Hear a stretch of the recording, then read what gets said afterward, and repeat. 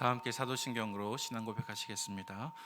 전능하사 천지를 만드신 하나님 아버지를 내가 믿사오며 그 외아들 우리 주 예수 그리스도를 믿사오니 이는 성령으로 잉태하사 동정녀 마리아에게 나시고 본디오 빌라도에게 고난을 받으사 십자가에 못 박혀 죽으시고 장사한 지 사흘 만에 죽은 자 가운데서 다시 살아나시며 하늘에 오르사 전능하신 하나님 우편에 앉아 계시다가 저리로서 산자와 죽은 자를 심판하러 오시리라. 성령을 믿사오며 거룩한 공예와 성도가 서로 교통하는 것과 죄를 사하여 주시는 것과 몸이 다시 사는 것과 영원히 사는 것을 믿사옵나이다. 아멘. 다 함께 찬송가 250장 찬송가 250장을 찬송하겠습니다.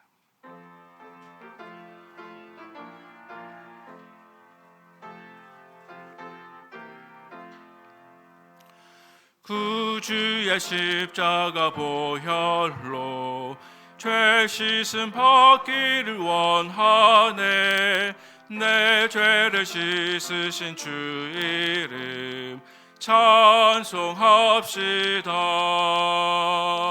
찬송합시다.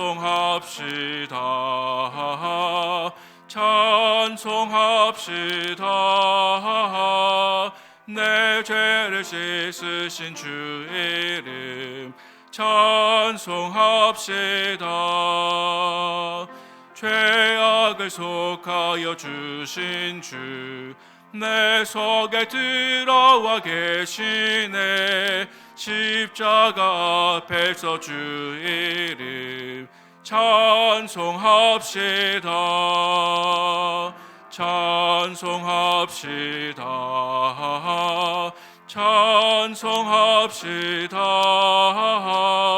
내 죄를 씻으신 주 이름 찬송합시다.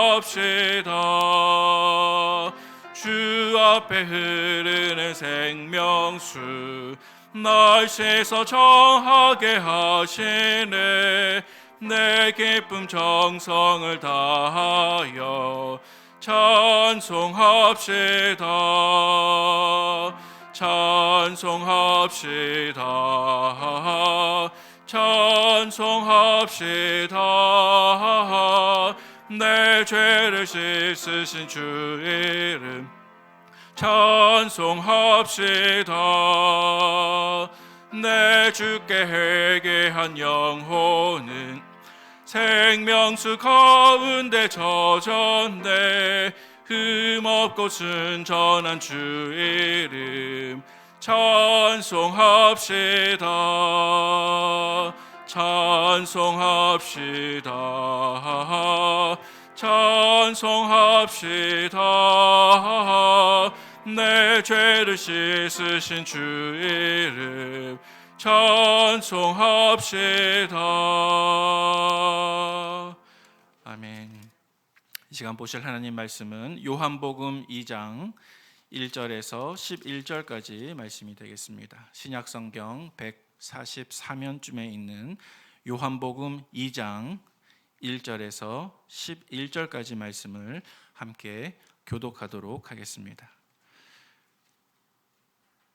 사흘째 되던 날 갈릴리 가나에 혼례가 있어 예수의 어머니도 거기 계시고 예수와 그 제자들도 혼례의 청함을 받았더니 포도주가 떨어진지라. 예수의 어머니가 예수에게 이르되 저들에게 포도주가 없다 하니 예수께서 이르시되 여자여 나와 무슨 상관이 있나이까.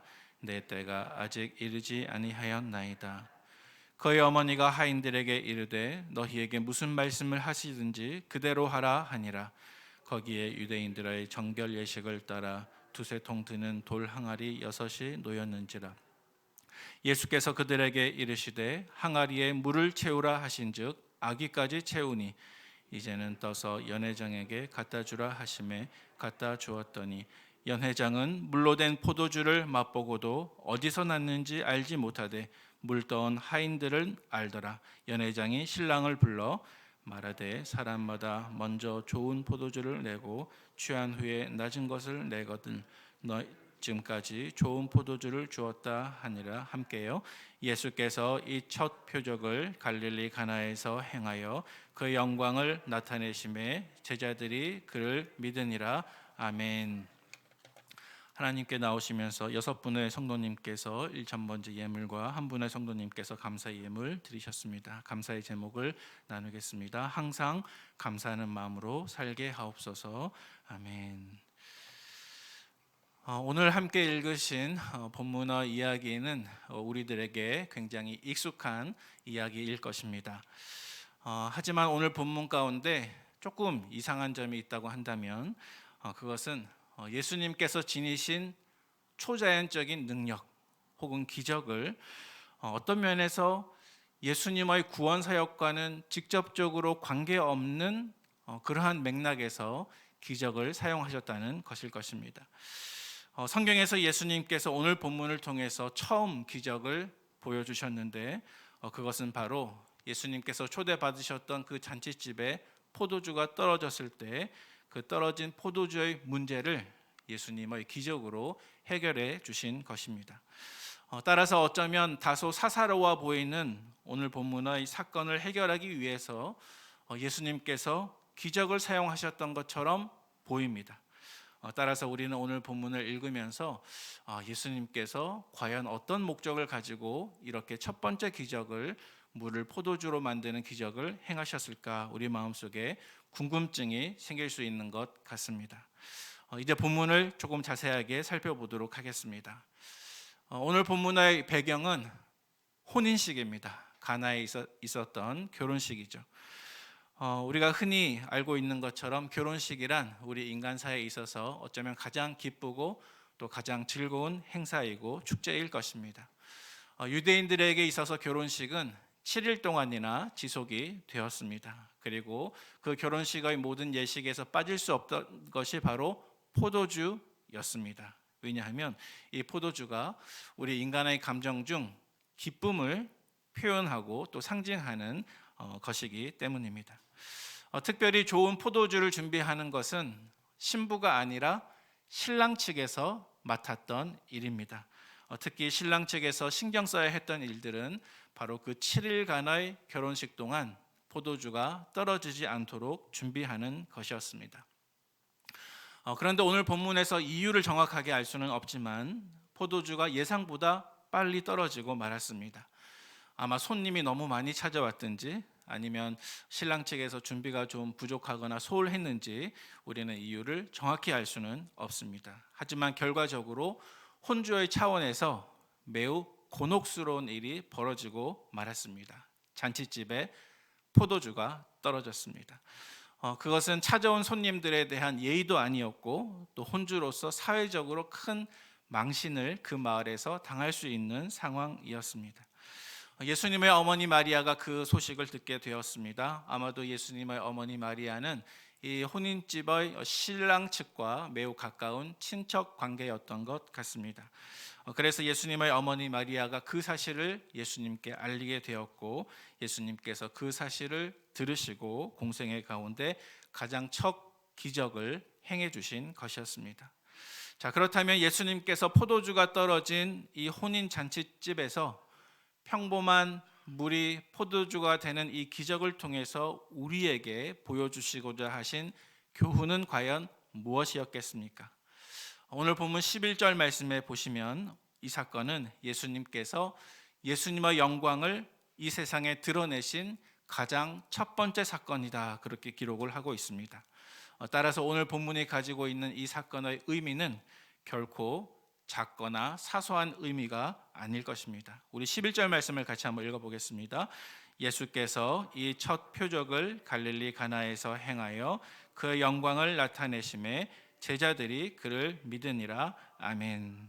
다시 말하면 예수님이 오늘 본문에서 하신 그 일 때문에 비로소 제자들이 예수님을 믿게 되었다는 것입니다. 따라서 오늘 본문의 이 사건은 사실은 예수님이 누구이신지 우리에게 보여주는 사건입니다. 또 예수님이 어떤 일을 하시기 위해서 오신 분이신지 우리에게 밝혀주는 사건이기도 합니다. 자, 오늘 본문 속에 등장하는 아주 특별한 인물이 한 사람이 있는데요. 바로 연회장입니다. 8절과 9절 말씀 속에서 등장하고 있습니다. 연회장의 역할은 그 7일 가나의 결혼식이 정말 기쁜 잔치로 계속 유지가 될 수 있도록 그 잔치를 운영하고 또 책임을 지는 역할을 하는 것입니다.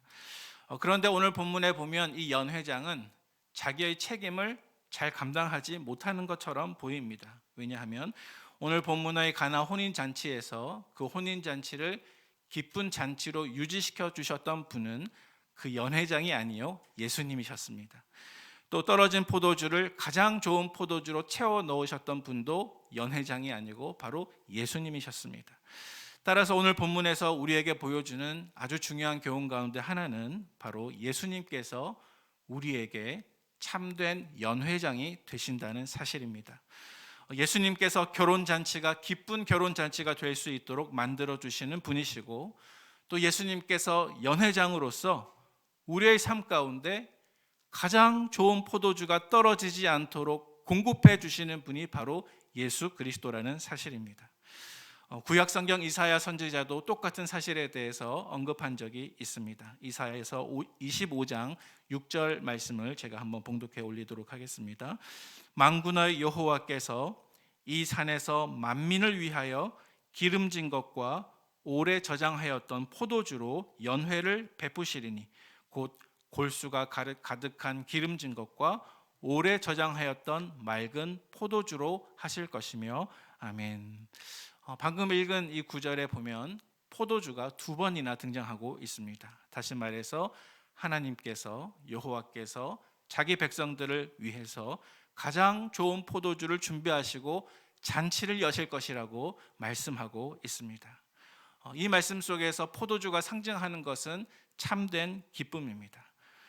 그리고 예수님께서 혹은 여호와께서 우리를 위해서 여실 그 잔치의 모습은 또한 이렇습니다. 같은 이사야 25장 8절 하반절과 9절 말씀인데요, 제가 봉독해 올리겠습니다. 주 여호와께서 모든 얼굴에서 눈물을 씻기시며 자기 백성의 수치를 온 천하에서 제하시리라. 그날에 말하기를 이는 우리의 하나님이시라. 우리가 그를 기다렸으니 그가 우리를 구원하시리로다. 이는 여호와시라. 우리가 그를 기다렸으니 우리는 그의 구원을 기뻐하며 즐거워하리라. 아멘. 따라서 여호와께서 혹은 예수님께서 우리를 위해서 여시는 그 잔치에 참된 기쁨이 있다는 사실입니다. 다시 본문으로 돌아와서 오늘 본문이 우리에게 강조하는 것은 예수님께서 우리에게 구원의 기쁨을 허락하시는 참된 연회장이 되신다는 사실입니다. 그것을 믿으시는 저와 여러분 되시기를 바랍니다. 하지만 이 내용보다 훨씬 더 중요한 내용이 한 가지 있습니다. 그것은 바로 예수님께서 우리 모든 성도들에게 참된 신랑이 되신다는 것입니다. 오늘 본문 3절 말씀을 다시 한번 읽어보도록 하겠습니다. 3절 말씀입니다. 포도주가 떨어진지라 예수의 어머니가 예수에게 이르되 저들에게 포도주가 없다 하니. 아멘. 예수님의 어머니 마리아가 잔치집에 큰 어려움이 생긴 것을 알고 예수님께 도움을 요청했습니다. 그리고 이때 예수님께서 나타내신 반응이 4절 말씀입니다. 우리 4절 말씀 같이 한번 읽어보겠습니다. 예수께서 이르시되 여자여 나와 무슨 상관이 있나이까 내 때가 아직 이르지 아니하였나이다. 아멘. 특별히 하반절에 보니까 내 때가 아직 이르지 아니하였나이다 라는 구절이 있습니다. 그런데 요한복음에서 내 때라고 하는 구절이 나오면 이것은 바로 예수님께서 십자가를 지시고 돌아가실 그 때를 의미하는 것입니다. 그래서 이 말씀을 다시 한번 풀어보면 혼인집에 포도주가 떨어졌는데 예수님이 나타내신 반응은 나와 무슨 상관이 있나이까 내가 아직 십자가를 지고 죽을 때가 되지 않았습니다 라고 대답하시는 것입니다. 사실은 이 말씀은 예수님께서 어머니 마리아의 말씀을 들으셨지만 예수님의 마음속에 또 다른 혼인 예식, 천국의 혼인 예식에 대해서 생각하셨다는 뜻이 숨겨져 있습니다. 다시 말해서 예수님께서 가나 혼인 잔치에서 기적을 보여주셨던 이유는 단지 예수님의 사사로운 지인의 문제를 해결하기 위해서 기적을 사용하신 것이 전혀 아니었습니다. 그것은 바로 예수님의 때가 되었을 때, 내 때가 되었을 때, 그 예수님의 십자가의 희생으로 신부가 될 성도들이 참여하게 될 천국 혼인잔치를 예수님께서 염두에 두시고 이 혼인잔치에서 첫 기적을 행해 주셨다는 것입니다. 그래서 우리는 이 가나의 혼인잔치의 기적을 통해서 예수님께서 우리 한 사람 한 사람에게 우리를 사랑하시는 참된 신랑이 되신다는 사실을 다시 한번 묵상할 수 있습니다. 또 다른 신약의 예를 한번 찾아보면 바리새인들이 예수님과 예수님의 제자들에게 찾아와서 당신의 스승과 당신들은 왜 금식하지 않습니까? 이렇게 질문을 한 적이 있었습니다. 그때 예수님께서 어떻게 대답하십니까? 마가복음 2장 19절 말씀 보면 예수께서 그들에게 이르시되 혼인집 손님들이 신랑과 함께 있을 때 금식할 수 있느냐? 신랑과 함께 있을 동안에는 금식할 수 없느니라. 다시 말해서 예수님은 예수님 자신을 가리켜 신랑이라고 말씀하셨습니다. 또 오늘 본문 바로 뒤에 있는 요한복음 3장 말씀에 보니까 세례 요한의 제자들이 세례 요한에게 찾아와서 한 가지 질문을 하였습니다. 선생님, 모든 사람들이 세례를 받기 위해서 그동안에는 선생님께 왔는데 이제는 예수님께로 가고 있습니다. 선생님은 이것에 대해서 전혀 개의치 않으십니까? 이렇게 질문을 했을 때 세례 요한의 대답은 무엇입니까? 요한복음 3장 29절 말씀입니다. 신부를 취하는 자는 신랑이나 서서 신랑의 음성을 듣는 친구가 크게 기뻐하느니 나는 이러한 기쁨으로 충만하였노라. 다시 말해서 세례 요한의 고백 역시도 예수님께서 우리의 신랑이 되신다는 것입니다. 따라서 오늘 본문에서 예수님이 기적을 행하신 것은 결코 사사롭게 기적을 행하신 것이 전혀 아닙니다. 그리고 구원이 완성되는 것을 계시하셨던 요한계시록 말씀에 보니까 계시록 21장 말씀에는 이렇게 기록하고 있습니다. 요한계시록 21장 2절 말씀입니다. 또 내가 보니 거룩한 성 새 예루살렘이 하나님께로부터 하늘에서 내려오니 그 준비한 것이 신부가 남편을 위해 단장한 것 같더라. 다시 말해서 이 세상의 종말이 와서 성도들의 구원이 완성되었을 때 그 성도들의 구원의 모습은 마치 천국에서 혼인잔치가 열리는 모습이라고 요한계시록에서 우리에게 말씀하고 있는 것입니다. 따라서 사랑하는 성도 여러분, 믿음과 신앙을 끝까지 지키기 어려운 이 세상에서 그럼에도 불구하고 우리가 끝까지 믿음을 지킨다면 우리는 모두 천국 혼인잔치에 참여하게 될 성도라는 사실을 마음속에 큰 소망으로 간직하시는 저와 여러분 되시기를 바랍니다. 두 가지 말씀을 읽고 말씀을 정리하도록 하겠습니다. 시편 34편 8절 말씀입니다. 너희는 여호와의 선하심을 맛보아 알지어다.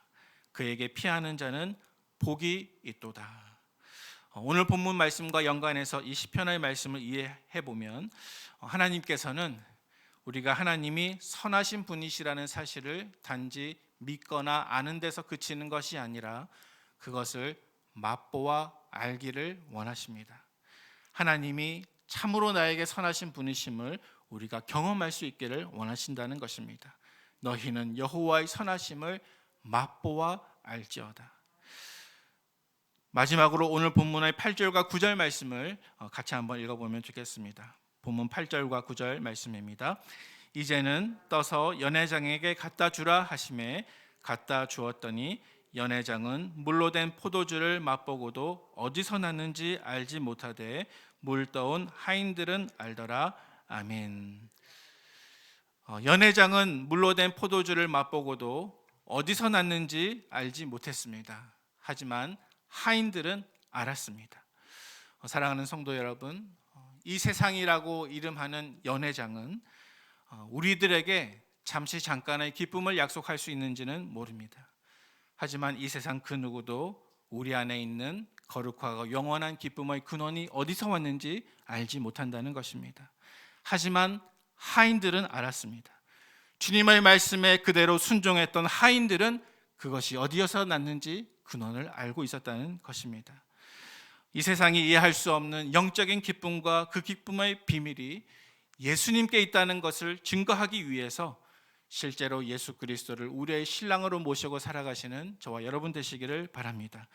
예수님을 우리 마음속에 모셔드리고 주님과 함께 연합함으로 세상이 알지 못하는 거룩한 비밀과 영적인 기쁨을 드러내는 우리의 삶이 되시기를 주님의 이름으로 축복합니다. 함께 기도하겠습니다. 하나님 아버지, 마리아처럼 우리의 삶 가운데 포도주, 기쁨의 재료가 떨어졌다면 예수님께 나와 그것이 떨어졌음을 간구하며 도움을 구하는 우리가 되기를 원합니다. 물이 포도주가 되는 기적을 일상 속에서 맛보게 하여 주시옵소서. 예수님은 우리에게 기쁨을 주시는 연회장이시며 신랑이 되심을 믿음으로 고백하기를 원합니다. 또 그것을 단지 믿고 알 뿐만 아니요, 신랑 되신 예수님의 사랑을 실제로 받으며 주님과 연합하는 기쁨을 얻기를 원하오니 하나님, 오늘 한나라의 우리의 삶 가운데 그 예수님을 우리 마음속에 굳게 모시게 하여 주시옵소서. 살아계신 예수님의 이름으로 간절히 기도하옵나이다. 아멘. 하늘에 계신 우리 아버지여, 이름이 거룩히 여김을 받으시오며 나라의 임하옵시며 뜻이 하늘에서 이룬 것 같이 땅에서도 이루어지이다. 오늘날 우리에게 일용할 양식을 주옵시고 우리가 우리에게 죄 지은 자를 사하여 준 것 같이 우리 죄를 사하여 주옵시고 우리를 시험에 들게 하지 마옵시고 다만 악에서 구하옵소서. 대개 나라와 권세와 영광이 아버지께 영원히 쌓옵나이다. 아멘. 말씀이 우리의 기도의 제목이 됩니다. 함께 합심해서 기도하실 때 오늘부터 시작될 온라인 대신방에 풍성한 은혜와 기쁨이 있길 위해서 기도해 주시기 바랍니다. 두 번째로 오미크론의 확산 가운데 온 성도들과 교회를 지켜달라고 간구하면 좋겠습니다. 마지막 세 번째로 원로 목사님과 담임 목사님에게 평안과 강건함을 더해 주시고 또 가장 은혜로운 사역으로 이번 한 해 동안 우리 교회를 잘 섬기시도록 기도하신 이후에 개인적인 기도의 제목으로 기도하도록 하겠습니다. 다 함께 기도하시겠습니다. 아버지 하나님 감사드립니다. 오늘 이 새벽에 저희들이 눈뜨고 하나님의 전에 나와 기도하며 예배하며 하루를 시작합니다.